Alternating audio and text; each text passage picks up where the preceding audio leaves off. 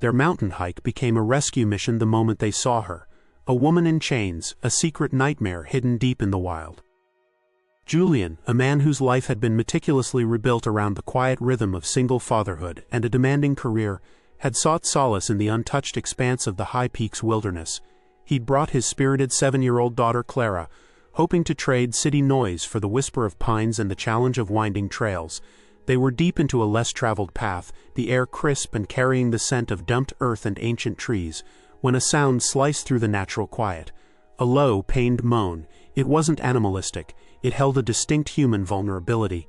Julian, a former search and rescue volunteer, stopped dead, his instincts on high alert. Clara, sensing his sudden stillness, clutched his hand, her wide eyes mirroring his concern.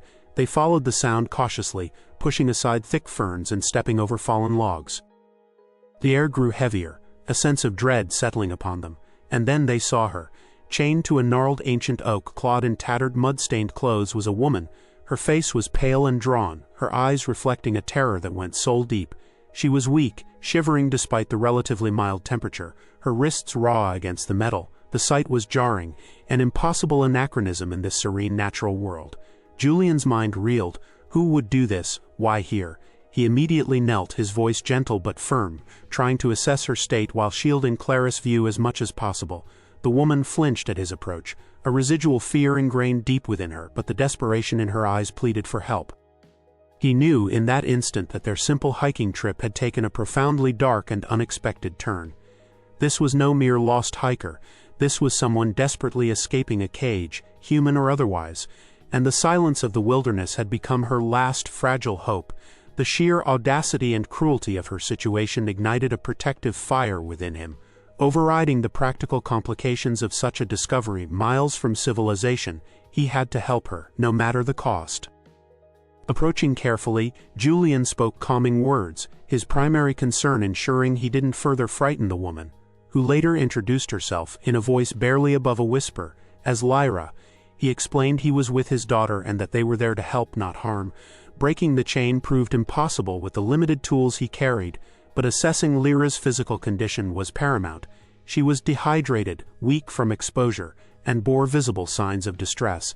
He gave her water from his canteen and a high-energy bar, which she took tentatively, her movements still hesitant, like a cornered animal. Julian made the difficult decision to leave their gear behind, focusing solely on getting Lyra out of the wilderness and to safety.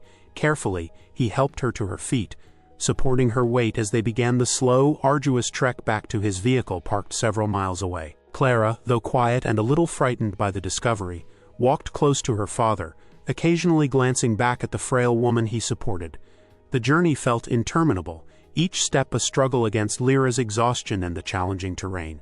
When they finally reached the car, Julian carefully helped Lyra inside, ensuring she was comfortable and warm. Instead of heading directly to the nearest town or authorities, a move he felt might expose her to whoever had done this, he made a snap decision. He had a secluded cabin, a sprawling estate hidden deep within the countryside, several hours' drive away. It was a place of privacy, a sanctuary he rarely used but now seemed perfect for this impossible situation. He explained his plan to Lyra, who nodded weakly, a flicker of relief in her eyes that he understood her need for anonymity and protection.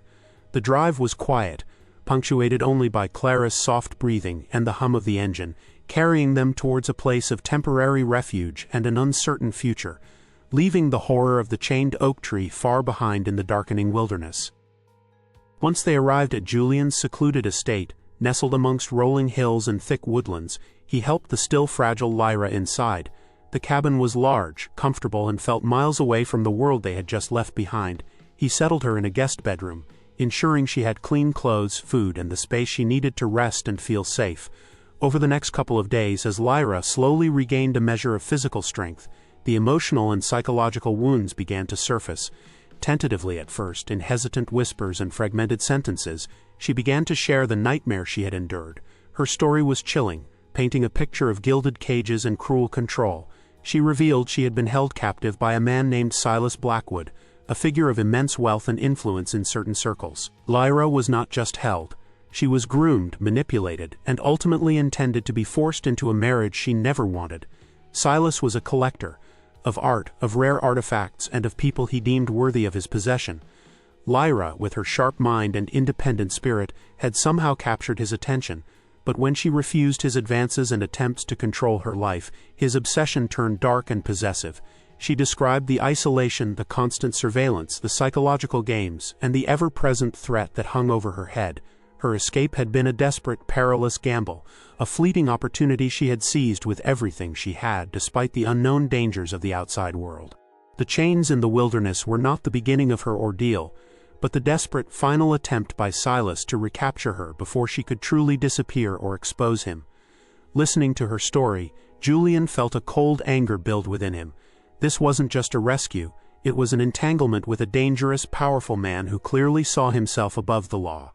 Lyra's vulnerability was immense, but beneath the fear, Julian saw a flicker of steel, a survivor's resilience that had allowed her to endure such horrors and somehow find her way to him and Clara. Lyra's initial days at the estate were marked by a deep, pervasive wariness. Every creak of the floorboards, every unexpected sound, sent a jolt of fear through her. She flinched at sudden movements, and her eyes, though no longer reflecting the immediate terror of the woods, still held a haunted quality. Julian and Clara moved with deliberate gentleness around her, understanding that trust, after what she had been through, would not come easily or quickly. Clara, with the uncomplicated empathy of a child, was perhaps the most instrumental in breaking through Lyra's defenses. She would bring Lyra drawings, share stories about her day, and simply exist in the same space without demanding anything in return. There was a moment when Clara, seeing Lyra hesitate over a meal, simply offered her own plate, a gesture of pure, unadulterated kindness that brought tears to Lyra's eyes. Julian, for his part, provided space and patience. He didn't pry, didn't push, simply ensured she had everything she needed and made it clear she was safe, unconditionally. He would leave books by her door, offer quiet walks in the extensive gardens when she felt up to it, and share stories about his own life, creating a sense of normalcy and shared humanity. Slowly, tentatively, Lyra began to emerge from her shell. She started joining them for meals, her contributions to conversations initially quiet, then gaining strength. A genuine smile, though still rare, would occasionally grace her lips when Clara made a particularly funny remark. She saw the genuine kindness in Julian's eyes, the protective instinct that went beyond mere pity, and the innocent acceptance in Clara's. The weight of her past was still heavy, but in this sanctuary, surrounded by quiet compassion, the first fragile shoots of trust began to sprout, laying the foundation for a bond none of them could have anticipated. The simple, steady rhythm of their lives at the estate, free from the constant threat and surveillance of her past, was the balm her wounded spirit desperately needed. As weeks turned into a month, the secluded estate became more than just a hiding place for Lyra. It transformed into a haven of healing. The structured chaos of Silas Blackwood's world was replaced by the gentle, predictable flow of life with Julian and Clara. Lyra discovered a simple joy in everyday tasks, helping Clara with her homework, tending to the small herb garden Julian kept, and exploring the vast grounds of the property, the open spaces a stark contrast to the confines of her captivity. The natural beauty surrounding the estate became a source of profound comfort. She would spend hours watching the deer graze in the distance, listening to the chorus of birdsong at dawn, and feeling the sun on her skin, simple freedoms she had been denied for so long. These moments of connection with the natural world were profoundly therapeutic, helping to ground her in the present and quiet the echoes of her past. Julian encouraged her to pursue activities she enjoyed, providing art supplies when he learned she used to paint and books on subjects that interested her. He wasn't trying to replace her past, but rather help her reclaim the person she was before Silas had tried to extinguish her light. Clara's presence was a constant warm reminder of the possibility of innocence and uncomplicated affection. She would share her toys with Lyra, recount elaborate tales from school, and often simply snuggle up beside her while watching a movie, her small body a comforting weight. Lyra began to feel a sense of belonging, a feeling she hadn't experienced in years. The estate, with its quiet corners and open spaces, became a physical manifestation of the emotional safety Julian and Clara provided.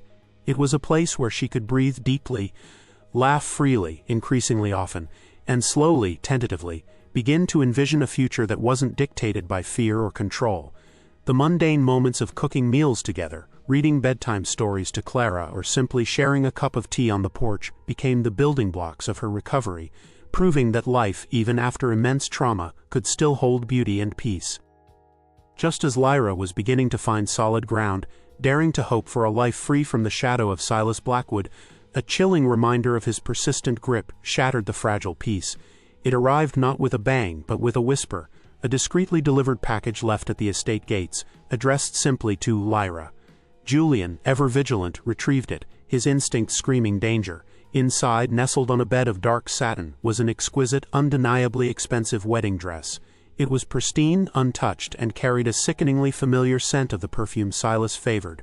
Accompanying the dress was a small, elegantly penned card bearing only a single line: "You cannot outrun destiny, my dear." The arrangements are still in place. The blood drained from Lyra's face as she saw it.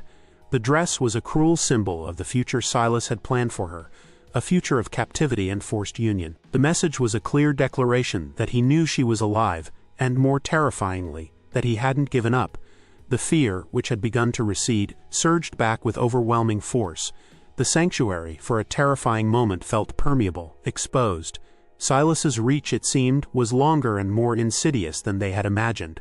This wasn't just a threat, it was a taunt, a demonstration of his power and his absolute refusal to let go of what he considered his property. The arrival of the package plunged Lyra back into the depths of her past trauma. The feeling of being hunted and controlled resurfacing with agonizing clarity, Julian witnessed the stark terror in her eyes, and felt a surge of protectiveness mixed with a growing anger towards the man who could inflict such psychological torment. The quiet life they had built was now directly in Silas Blackwood's crosshairs, and they knew they could no longer simply hide. They had to confront the darkness that threatened to engulf them. The time for passive recovery was over. The time for action had arrived. The arrival of Silas's chilling message ignited a steely resolve in Lyra. Hiding was no longer enough. She needed to face the source of her trauma head-on.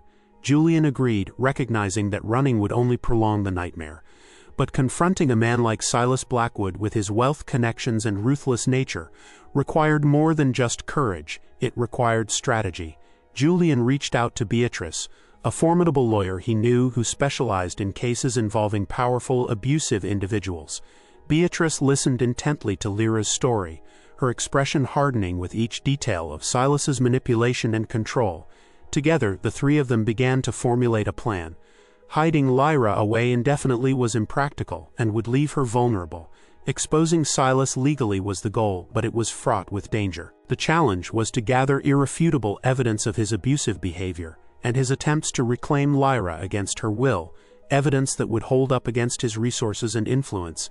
They realized that Silas, blinded by his arrogance and sense of ownership, might be provoked into revealing his true nature if he believed he had regained control. The plan they devised was audacious and risky. They would create a scenario where Silas believed Lyra was within his grasp, luring him to a location where his confession could be captured and witnessed. The estate, paradoxically, became the ideal location for this confrontation. It was secluded enough to control the environment, yet familiar enough to Lyra that she would feel a measure of strength on her own ground. Beatrice meticulously outlined the legal implications, the need for careful documentation, and the potential risks involved. It was a high-stakes gamble, but Lyra, empowered by Julian's unwavering support and her own growing determination, felt ready to confront the man who had stolen years of her life. They would turn his obsession into a weapon against him, using his own arrogance as the key to his downfall. The planning was tense, meticulous, and filled with the knowledge that one wrong step could have devastating consequences. The day of the confrontation arrived, thick with anticipation and nervous energy. The estate was prepared subtly to capture the events that would unfold. Beatrice had arranged for discreet recording devices and had a colleague positioned nearby to act as a witness, ready to step in if necessary. Lyra, though understandably anxious, was also resolute, dressed in clothes that symbolized her reclaimed autonomy, a stark contrast to the wedding dress Silas had sent. Julian stood by her side, a silent, powerful presence offering unwavering support. The invitation sent to Silas was carefully worded, a seemingly submissive plea for a final meeting, preying on his belief in his own irresistible power and Lyra's supposed helplessness. And he came. Silas Blackwood arrived in a sleek, expensive car, exuding an air of entitlement and casual cruelty. He entered the drawing room, his eyes immediately finding Lyra, a predatory smile spreading across his face as if confirming his ownership. The conversation began with his smug assertions of her belonging to him, his dismissal of her resistance as a temporary aberration. Lyra, guided by the plan and fueled by years of suppressed rage, met his gaze with a newfound strength. She challenged his narrative, calmly recounting the details of his abuse and control, forcing him to drop his facade. As Lyra spoke, Silas's composure crumbled. His initial arrogance gave way to anger, then to a chilling display of his true controlling nature. He began to rant, revealing the depths of his possessiveness and his explicit intent to force her back into his life, his words a damning confession of his illegal actions and intentions. Julian, observing from a strategic position, made sure the recordings were clear. Beatrice's colleague was positioned to hear enough to corroborate. The tension in the room was palpable, a battle of wills and truths unfolding.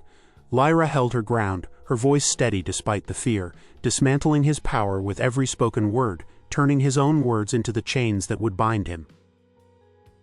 Silas Blackwood's confession, meticulously recorded and witnessed, proved to be his undoing. When the legal process began, his wealth and influence, while considerable, couldn't entirely shield him from the evidence and the unwavering testimony of Lyra and those who had helped her.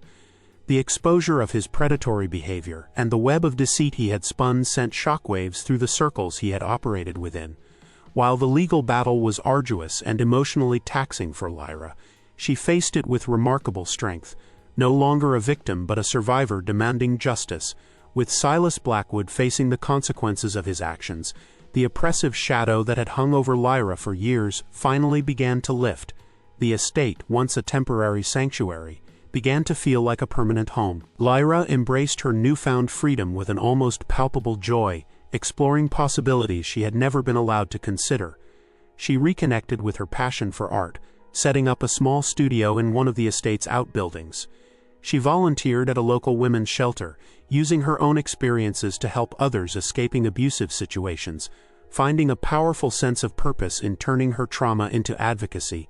The quiet rhythms of life with Julian and Clara solidified into a genuine family unit.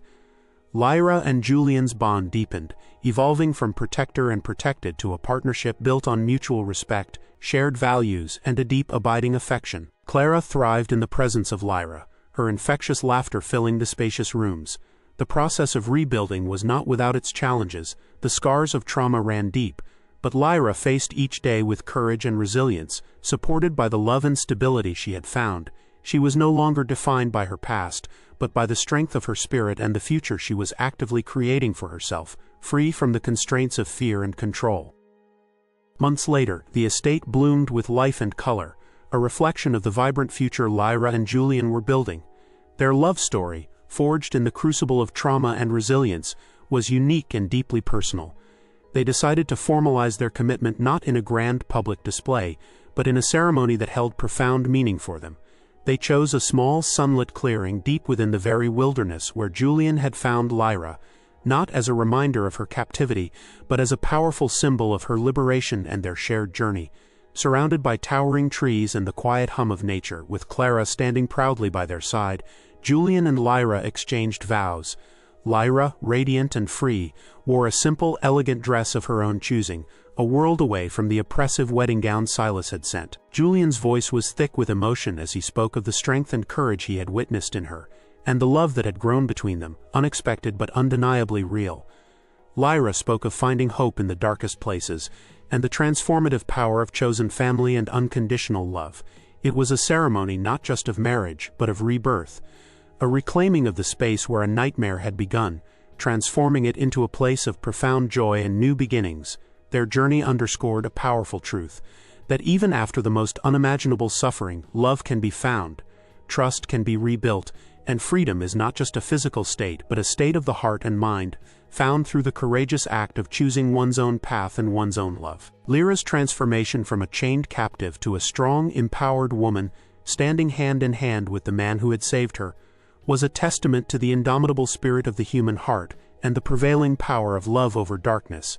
If this story of resilience, love, and finding freedom resonated with you, please consider subscribing to our channel for more inspiring tales.